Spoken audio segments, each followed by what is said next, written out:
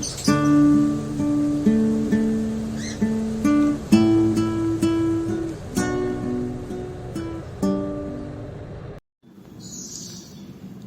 sejahtera semuanya.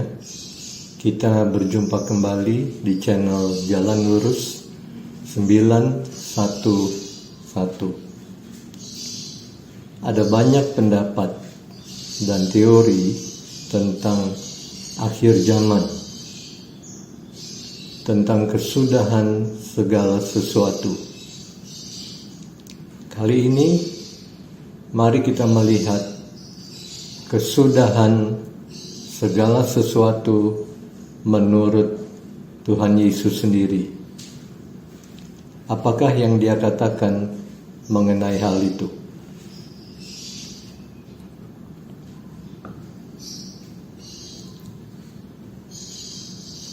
Di dalam Matius pasal 24 ayat 1 sampai 3. Sesudah itu, Yesus keluar dari bait Allah, lalu pergi. Maka datanglah murid-muridnya dan menunjuk kepada bangunan-bangunan bait Allah. Ia berkata kepada mereka, "Kamu melihat semuanya itu? Aku berkata kepadamu, sesungguhnya tidak satu batu pun di sini." Saya ulangi, tidak satu batu pun di sini akan dibiarkan terletak di atas batu yang lain. Semuanya akan diruntuhkan. Sekali lagi, semuanya akan diruntuhkan. Ayat 3, ketika Yesus duduk di atas bukit Zaitun, datanglah murid-muridnya kepadanya untuk bercakap-cakap sendirian dengan Dia. Perhatikan konteksnya. Kata mereka, "Katakanlah kepada kami, bila manakah itu akan terjadi, dan apakah tanda kedatanganmu dan tanda kesudahan dunia?" Ada 3 pertanyaan yang diajukan oleh murid-murid Tuhan di atas bukit Zaitun. Yang pertama, kapankah bait Allah akan dihancurkan atau diruntuhkan? Yang kedua, apakah tanda kedatangan Tuhan? Yang ketiga, apakah tanda kesudahan dunia? Pertanyaan yang pertama telah terjawab di tahun 70 Masehi ketika bait Allah diratakan dengan tanah oleh tentara Romawi di bawah pimpinan Jenderal Titus. Jadi apa yang Yesus katakan di dalam ayat 1 dan 2 itu telah digenapi.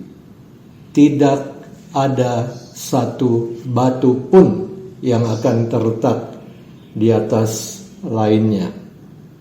Tidak satu pun. Tentu muncul pertanyaan, kalau begitu, mengapakah saat ini ada sisa dari bait Allah yang disebut tembok barat di atas bukit bait Allah?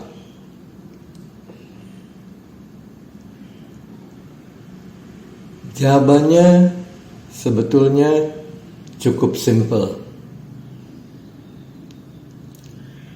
Manakah yang kita akan pilih dan yang akan kita percayai? Perkataan Tuhan Yesus ataukah perkataan manusia? Selanjutnya, silahkan saudara putuskan sendiri. Dua pertanyaan berikutnya, Yesus jawab dengan menjelaskan berbagai tanda, bukan hanya satu, yang akan bermunculan secara berbarengan. Dalam bahasa Inggrisnya, convergence, gabungan atau penyatuan dari beberapa hal.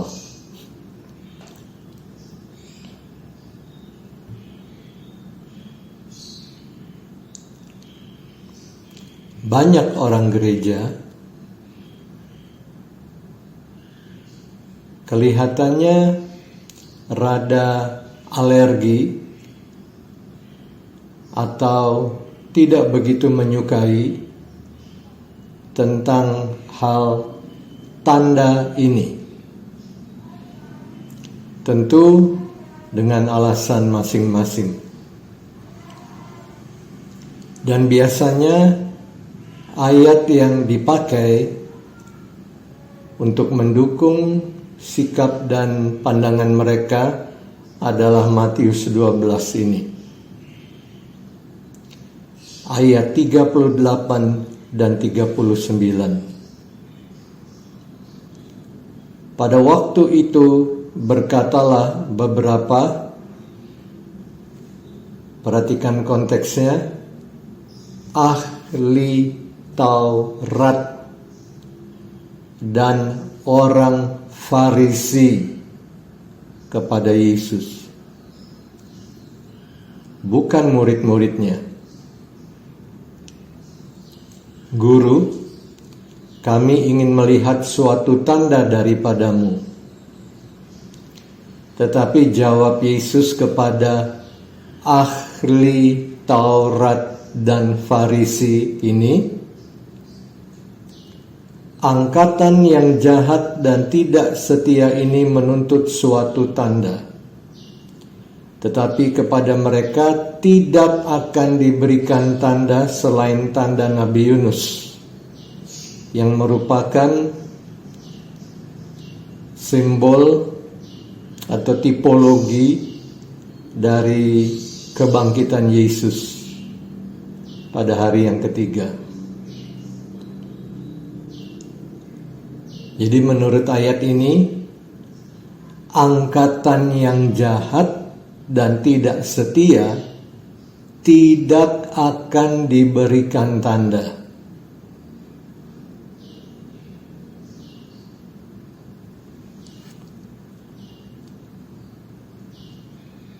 Kalau kita ingat di dalam Kejadian 1 ayat 14, ketika Tuhan mendesain dan menciptakan benda-benda penerang di langit. Ayat 14, dan ini terjadi pada hari yang keempat. Berfirmanlah Allah, jadilah benda-benda penerang, yaitu matahari 1, bulan 1, dan bintang-bintang banyak. Jadilah benda-benda penerang pada cakrawala untuk memisahkan siang dari malam. Biarlah benda-benda penerang itu menjadi tanda, dalam bahasa Ibraninya oath, tanda yang menunjukkan masa-masa yang tetap, moed atau moedim, dan hari-hari dan tahun-tahun. Jadi Allah adalah Allah yang memberi tanda. Tanda tidak salah, kecuali orang salah membaca tanda, salah menafsirkan tanda. Contohnya, jikalau kita sedang mengendarai kendaraan pribadi kita atau kendaraan umum di jalan raya, kita akan melihat ada banyak rambu-rambu lalu lintas yang tandanya, gambarnya berbeda-beda. Dan kita harus mengerti apa arti dari masing-masing tanda itu, supaya kita tidak melakukan pelanggaran lalu lintas. Yang bisa terjadi kalau kita tidak mengerti apa arti tanda itu, atau kita salah menafsirkan gambar atau tanda pada rambut tersebut. Tetapi rambut itu sendiri atau tanda itu sendiri tidak salah. Itu ditaruh di situ untuk suatu maksud. Demikian juga dengan Tuhan. Dia memberi tanda-tanda kepada manusia sebagai suatu maksud, terutama berkaitan dengan saat-saat kedatangannya. Ingat, angkatan yang jahat dan tidak setia, itulah yang tidak akan Tuhan berikan tanda. Mereka tidak akan memahaminya.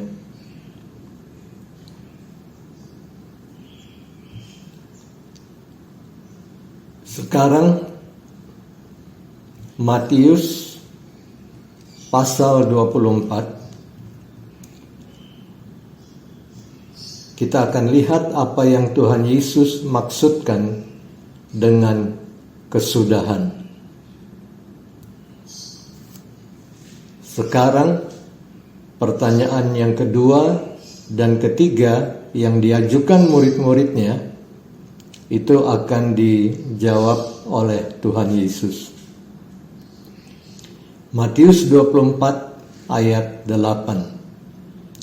Akan tetapi semuanya itu barulah permulaan penderitaan menjelang zaman baru. Semuanya itu berbicara tentang banyak hal, bukan hanya satu. Banyak. Nanti kita akan lihat daftarnya. Banyak sekali tanda yang akan bermunculan dengan berbarengan, susul menyusul, sambung menyambung seperti suatu mata rantai. Dan itulah yang disebut dengan convergence. Bukan hanya satu tanda saja. Lalu kita tafsirkan kedatangan Tuhan sudah dekat, tetapi ketika banyak tanda bermunculan sekaligus.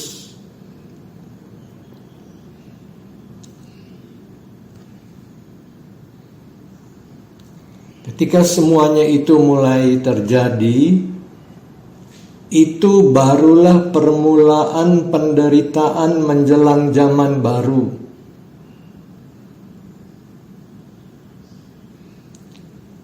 Jadi kedatangan Tuhan yang kedua akan diawali dengan suatu masa yang disebut penderitaan.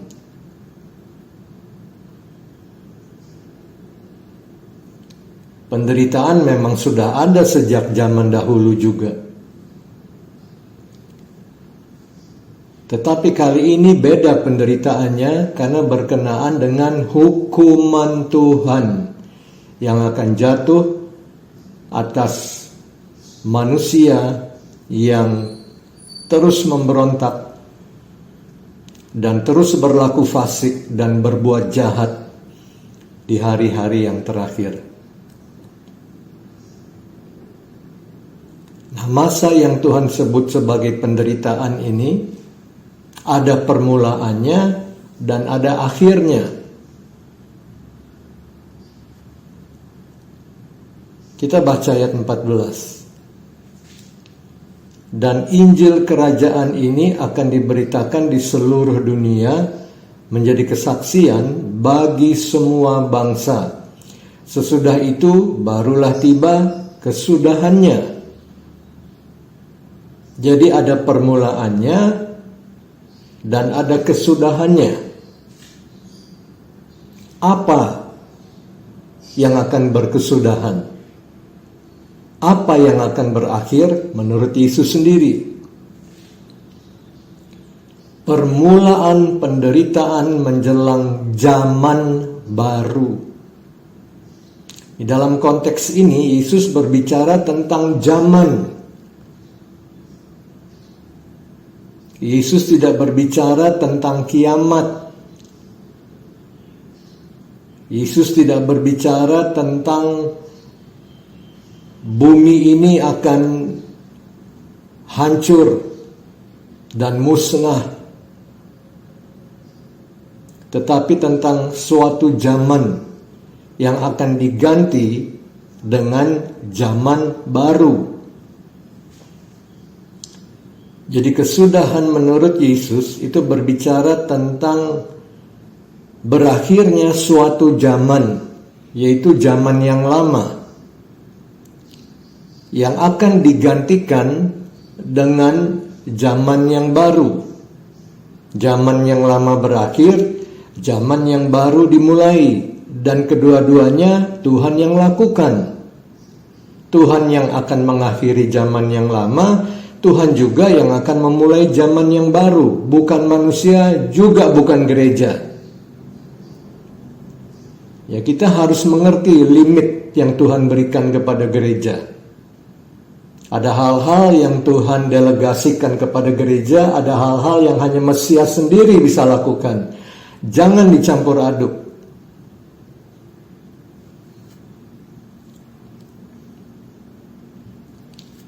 Kesudahan dari zaman lama ini akan diawali dengan suatu masa yang disebut permulaan penderitaan menjelang zaman baru, dan akan diakhiri dengan kedatangan Yesus yang kedua ke bumi ini. Jadi bagi kita murid-murid Tuhan, kesudahan segala sesuatu endingnya justru adalah pengharapan yang kita nanti-nantikan, kedatangan Tuhan yang kedua ke bumi ini. Yesus akan datang kembali.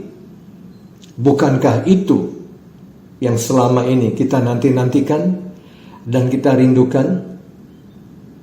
Bukankah demikian?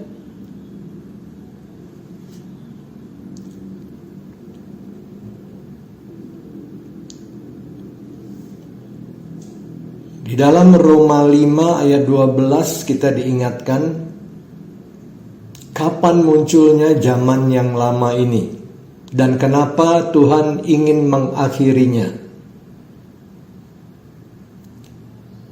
Kita baca, sebab itu sama seperti dosa telah masuk ke dalam dunia oleh satu orang, ya bukan oleh Allah.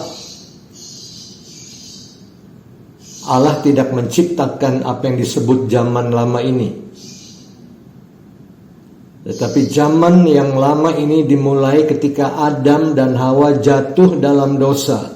Di situ dimulainya zaman yang penuh dengan dosa, kutuk, dan maut ini. Manusia yang memulainya lewat pelanggarannya terhadap firman Tuhan. Dan oleh dosa itu juga maut. Ya, Tuhan tidak menciptakan manusia untuk mati. Maut adalah akibat daripada dosa. Itu penaltinya, maut. Demikianlah maut itu telah menjalar kepada semua orang. Semua. Tidak ada yang terkecuali. Ya, mau menggunakan teori jelajah waktu juga tidak ada gunanya. Karena semua orang telah berbuat dosa dan telah kehilangan kemuliaan Allah, sedangkan upah dosa adalah maut. Tidak ada yang dapat luput dari maut kecuali lewat percaya kepada Tuhan Yesus Kristus, karena Dia telah mengalahkan maut.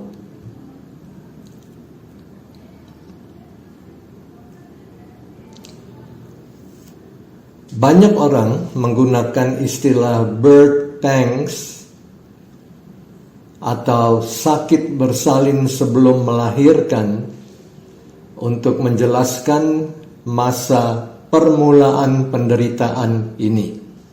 Ya, karena memang dalam bahasa Yunaninya memiliki pemahaman seperti itu, ya, permulaan penderitaan. Ya, seperti sakit bersalin atau kontraksi-kontraksi yang dialami oleh seorang wanita yang akan segera melahirkan bayinya. Dia akan semakin merasakan sakit dan kontraksi semakin dekat dengan kelahiran bayinya. Dengan demikian kita dapat lebih memahami apa yang terjadi.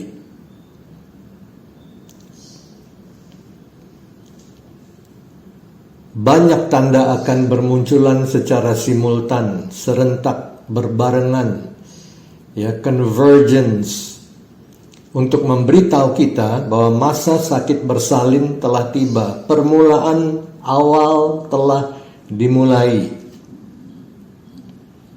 Dan masa sakit bersalin ini akan terus memuncak, bukan meredah. Begitu sudah dimulai, akan terus mengalami peningkatan, akan memuncak, mencapai situasi penderitaan seperti yang belum pernah terjadi sejak awal dunia sampai sekarang. Dan itu perkataan Tuhan Yesus sendiri. Matius 24 ayat 21. Sebab pada masa itu akan terjadi siksaan yang dahsyat seperti yang belum pernah terjadi sejak awal dunia sampai sekarang dan yang tidak akan terjadi lagi. Ya, karena sekali lagi endingnya adalah kedatangan Tuhan yang kedua.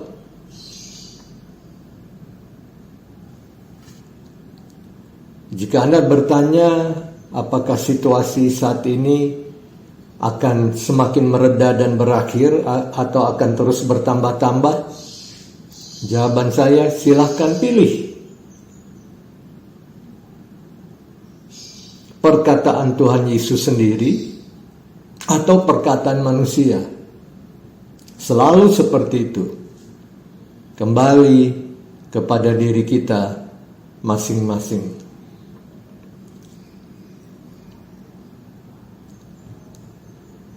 Kita bisa melihat dalam beberapa kamus-kamus umum, definisi dari kata convergence ini dapat digunakan untuk banyak hal, ya. Contohnya di Wikipedia juga ada, convergence berarti ya penggabungan, penyatuan dari beberapa hal. The merging of distinct technologies, industries, or devices into a unified whole. Ya. Dengan itu kita jadi mudah memahami tanda-tanda yang Yesus berikan ini. Ya, saya jadi ingat ada satu pengalaman menarik ketika satu kali ada sebuah gereja yang mengundang saya untuk berkhotbah pada ibadah raya, tetapi juga untuk menyampaikan firman Tuhan pada acara pertemuan doa mereka yang dihadiri oleh gembala sidangnya. Dan yang kebanyakan hadir adalah orang-orang yang disebut pengerja atau pendoa, begitu ya. Jadi saya sampaikan apa yang Tuhan taruh di dalam hati saya tentang Matius 24 ini, tentang tanda-tanda. Dan saya berkata ketika murid-murid Tuhan bertanya tentang tanda-tanda, Tuhan Yesus memberikan tanda-tanda kepada mereka. Tuhan Yesus menjelaskan tentang tanda-tanda yang akan bermunculan pada waktu permulaan penderitaan mulai terjadi. Ya, saya berkata Tuhan Yesus tidak menolak permintaan mereka.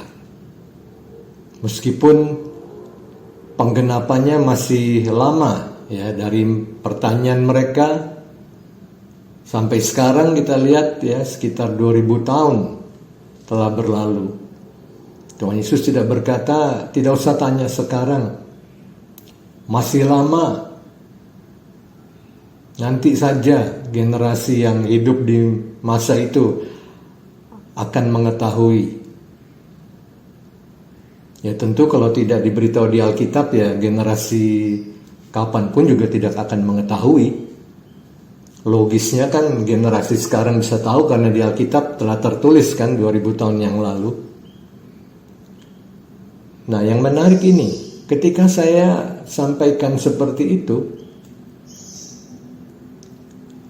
gembalanya sedang memegang mikrofon juga sambil duduk ya di bawah. Lesehan begitu. Dia juga memegang mikrofon karena sewaktu-waktu kita akan berhenti sejenak dan mulai memuji dan menyembah Tuhan. Tetapi ketika saya mention seperti itu, tiba-tiba saudara saya dengar suara yang keras sekali. Cetak, cetek, cetak, cetek. Apakah yang terjadi? Ternyata gembala sidang sendiri membunyikan ballpointnya dekat sekali dengan mic. Selama beberapa saat saya harus memelihara konsentrasi saya agar penuh kepada pesan yang Tuhan ingin sampaikan, karena sangat mengganggu. Sangat mengganggu. Saya tidak terlalu kaget, karena saya paham di akhir zaman akan muncul fenomena seperti itu di antara orang-orang gereja. Ya, ada bagian-bagian firman Tuhan yang tidak disukai dan akan sengaja di-skip, seolah-olah tidak ada. Saya mengerti, tetapi untuk mengalaminya sendiri seperti itu luar biasa sekali. Sungguh luar biasa. Nah, inilah tanda-tanda yang Tuhan Yesus berikan. Mengapa Tuhan Yesus berikan? Ya, supaya murid-muridnya, umat percaya akan tahu kelak ketika tanda-tanda seperti ini terjadi, berarti kedatangan Tuhan sudah dekat. Apa logikanya Tuhan memberikan tanda kalau tidak untuk memberikan aba-aba kepada kita untuk bersiap? Ya, karena sebagian orang kan berpendapat ya kedatangan Tuhan tidak ada yang ketahui, dan itu betul. Tetapi bukan berarti Tuhan tidak mau memberitahu kepada kita ketika masanya sudah dekat. Dan cara Tuhan memberitahunya adalah dengan tanda-tanda yang bermunculan. Logikanya kan seperti itu.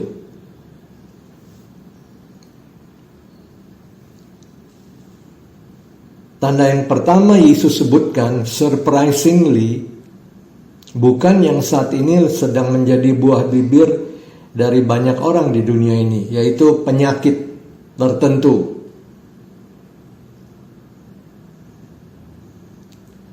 Tetapi yang pertama Tuhan sebutkan adalah penyesatan. Bagi Tuhan, itu hal yang sangat serius, penyesatan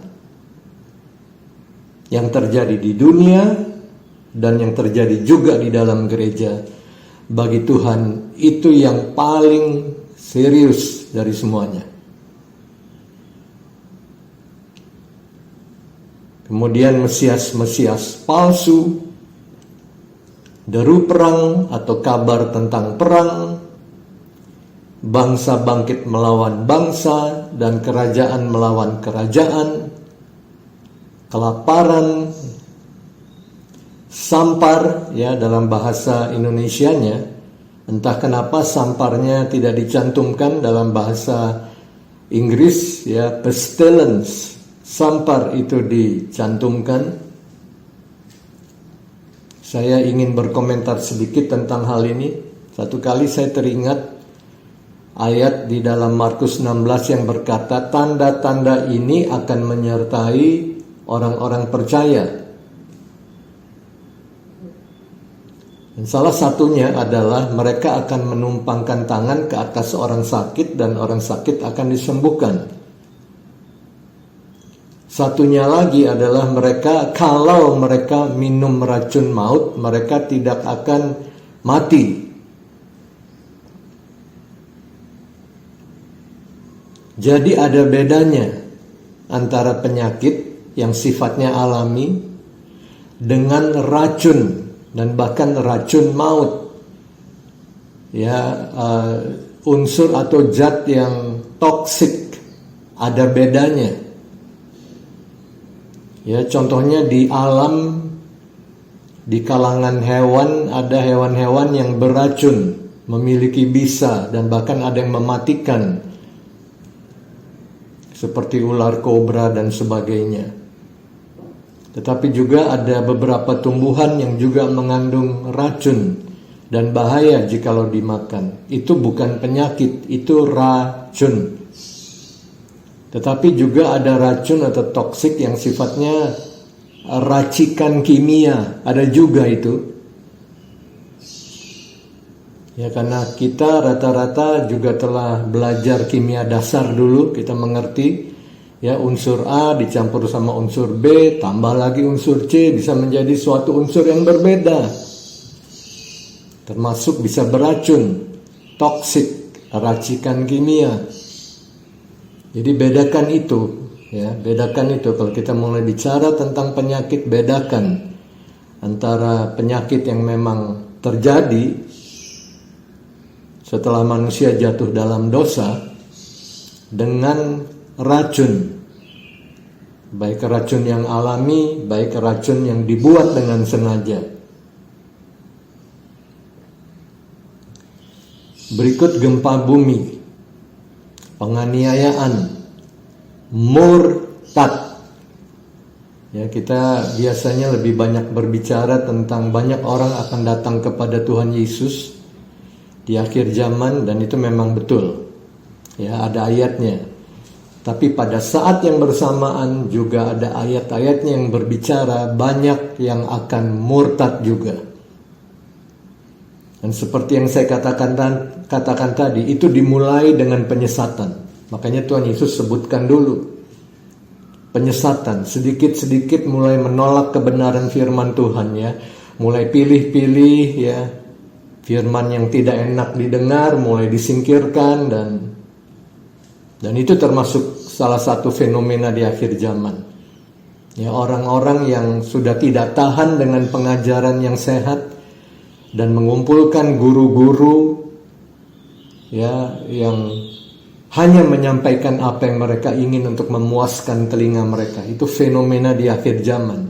Dan itu adalah langkah-langkah awal yang kalau tidak segera dihentikan dengan pertobatan, itu bisa menjurus kepada murtad suatu saat.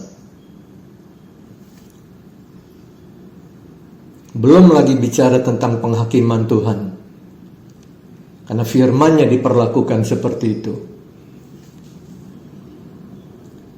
Pengkhianatan dan kebencian. Ya, tinggal lihat di internet. Nabi-nabi palsu. Makin banyak ini, ya. Makin banyak. Nubuat tidak terjadi. Nubuat tidak terjadi. Nubuat tidak terjadi. Tapi lucunya, biasa-biasa saja. Dimaafkan begitu saja. Lumrah saja.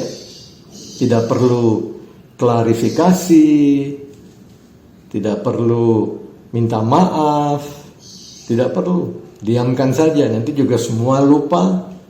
Dan ketika nubuat palsu disampaikan lagi, terus seperti itu. Itu sebabnya segala nubuatan harus diuji dengan firman Tuhan yang tertulis. Karena firman Tuhan adalah kebenaran yang mutlak. Kasih menjadi dingin. Injil kerajaan diberitakan di seluruh dunia. Nah, ini luar biasa, ya. Dan justru ini tandanya bahwa kesudahan sudah tiba ketika Injil kerajaan sudah diberitakan kepada semua bangsa di dunia ini sebagai kesaksian, barulah tiba kesudahannya. Jadi luar biasa. Namun penjelasan yang Yesus berikan ini juga bertentangan dengan teori banyak orang.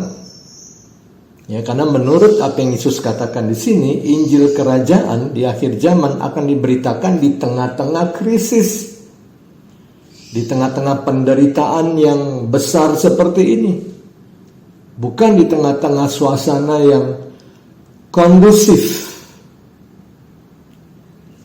aman, nyaman, tenteram. Tidak seperti itu. Apakah ketika murid mula-mula, rasul mula-mula di dalam Kisah Para Rasul memberitakan Injil, apakah suasananya kondusif? Kalau iya, saking kondusifnya, 11 dari rasul mula-mula Yesus, termasuk Matias, mati syahid. Yohanes yang hidup sampai tua. Sementara Yudas memilih jalur mati konyol dengan menggantung diri.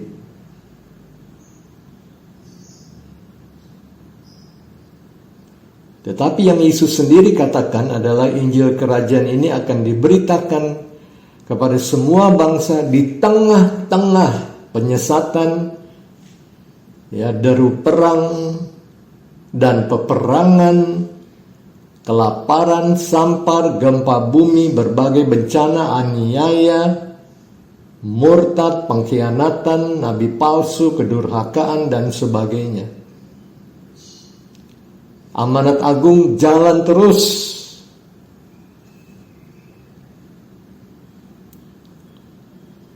Karena satu-satunya pengharapan bagi manusia untuk diselamatkan hanyalah di dalam Yesus.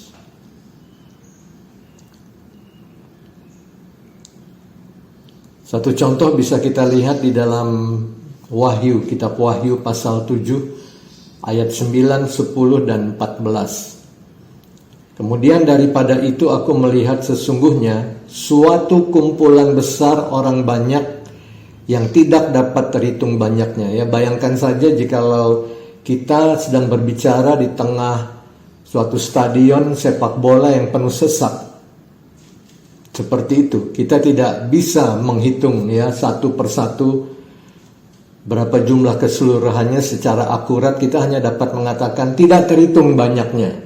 Ya, bukan berarti semua orang di dunia bertobat, bukan. Tapi ketika Yohanes mendapat penglihatan ini, dia melihat seperti itu, dia tidak bisa langsung ya mendapatkan atau menghitung jumlah yang akurat. Begitu banyak. Dari segala bangsa dan suku dan kaum dan bahasa. Teruskan, berdiri di hadapan takhta dan di hadapan anak domba, berarti di surga. Ketika Yohanes melihat penglihatan ini, jumlah yang tidak terhitung banyaknya ini ada di surga. Memakai jubah putih, itu konfirmasi juga. Dan memegang daun-daun palem di tangan mereka. Terakhir kita belajar ketika Yesus memasuki Yerusalem sebagai anak domba Paskah yang akan diinspeksi selama 4 hari. Ya, waktu itu orang Israel ya mengeluh-elukan dia. Ya, Hosana, Hosana, diberkatilah dia yang datang dalam nama Tuhan, dan melambai-lambaikan palem sebagai perayaan, sebagai peringatan tentang peristiwa Paskah pertama di Mesir. Ketika Tuhan memerdekakan Israel di bawah pimpinan Musa dari perbudakan di Mesir. Oleh sebab itu mereka menggunakan palem. Dan di ayat 10, sambil melambaikan palem pun ya, mereka berseru dengan suara nyaring. Rupa-rupanya suara nyaring di surga tidak dilarang ya.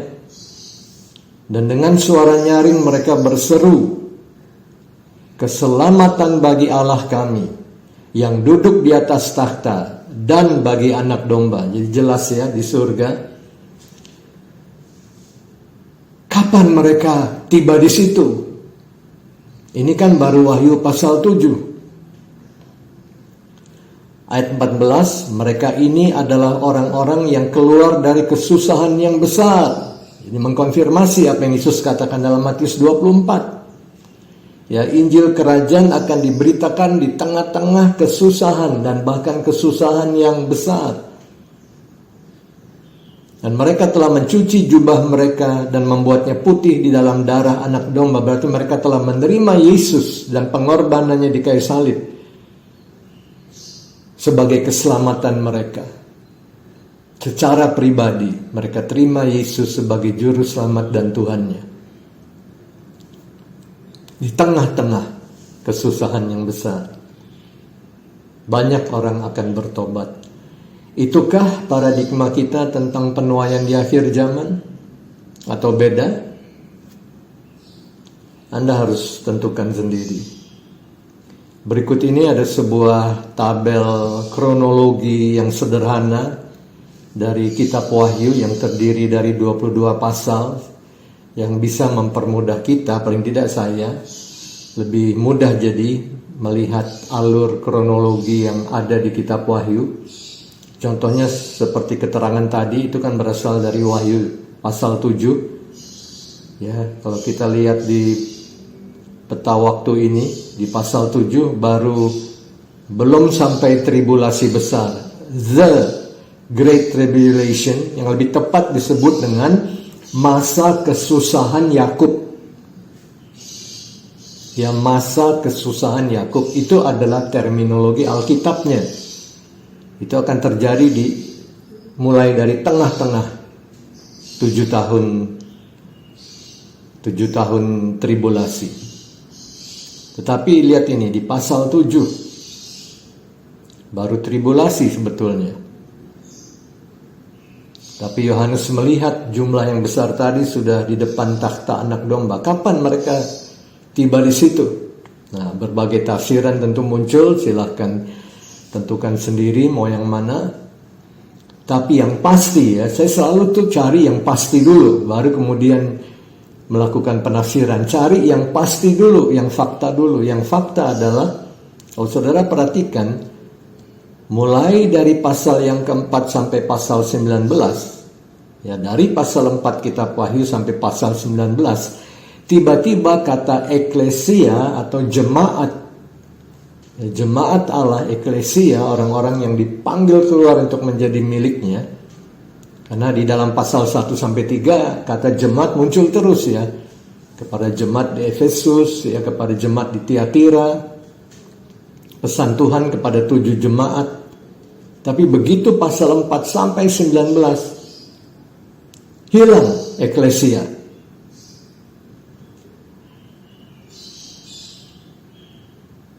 Mari renungkan bersama. Hilang karena memang istilahnya diganti dengan yang lain, atau hilang kemana?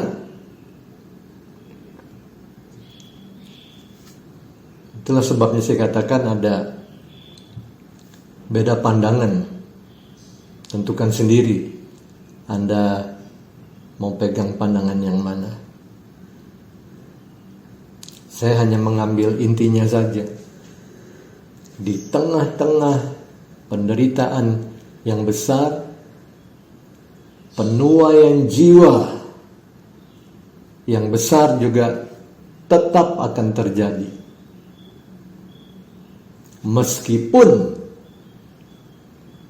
banyak orang akan murtad juga. Yang datang kepada Kristus banyak, yang meninggalkan Kristus juga banyak. Oleh karena itu yang penting adalah setia dan taat sampai akhir. Itu kunci untuk akhir zaman. Sampai akhir. Ini satu tabel lagi yang akan memudahkan kita untuk memahami tentang masa permulaan penderitaan lewat perbandingan paralel tanda-tanda yang muncul di Injil Matius, Injil Lukas, dan kitab Wahyu. Kita lihat khususnya 6 urutan yang pertama di kitab Matius 24 itu paralel dengan 6 urutan pertama, ya, 6 meterai yang dibuka anak domba yang duduk di takhta. Ya, urutannya tuh surprisingly paralel. Yang pertama, penyesatan dan Mesias palsu. Yang kedua, ya, yang pertama tuh munculnya kuda putih, peperangan, ya, kuda merah, kelaparan, kuda hitam, kematian, ya, kuda hijau kuning atau kloros, ya, kuda yang pucat, syahid, meterai kelima, Tuhan murka sehingga terjadi bencana di seluruh dunia, meterai yang keenam, paralel, sehingga muncul pertanyaan, sebetulnya permulaan penderitaan ini adalah 6 meterai yang dibuka atau baru hembusan awalnya. Karena ingat, banyak orang-orang gereja yang mempercayai pengangkatan sebelum 7 tahun tribulasi ini dimulai. Ya, disebut sebagai pre-tribulational rapture, bahasa Inggris sebetulnya. Tapi oke lah ya, latah-latah Inggris sedikit ya, udah biasa lah ya, rapture dan ya tribulation dan ya terserah. Ataukah memang ini sama atau hembusan awal dulu, kemudian ketika meterai dibuka itu sudah mulai ya terjadi peningkatan lebih parah. Silakan Anda selidiki sendiri.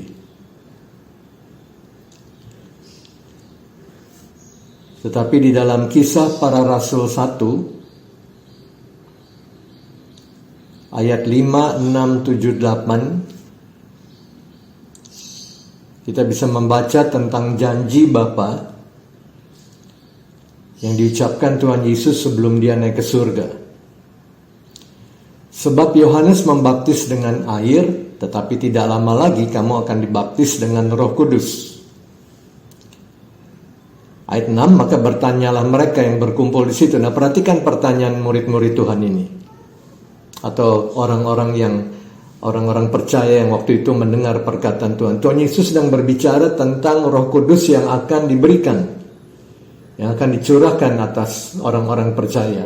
Tetapi lihat respon daripada murid-murid Tuhan di sini. Mereka bertanya, Tuhan, maukah Engkau atau sudah tibakah saatnya Engkau akan memulihkan kerajaan bagi Israel di saat ini? Karena orang-orang Yahudi mengerti ya nubuatan-nubuatan tentang Mesias yang ada di perjanjian lama. Mereka mengerti bahwa Mesias itu adalah raja yang akan memerintah atas Israel dan menuntun Israel untuk menjadi berkat atas semua bangsa di dunia. Dan Mesias akan duduk ya sebagai raja di Yerusalem ya, dari jalur keturunan Daud. Mereka tahu itu. Jadi itu yang mereka tanyakan. Mereka belum memahami konsep tentang baptisan Roh Kudus ini karena belum mengalaminya. Tetapi ini mereka sudah tahu ayat-ayatnya di dalam perjanjian lama. Jadi mereka bertanya, Tuhan, maukah Engkau pada masa ini memulihkan kerajaan bagi Israel?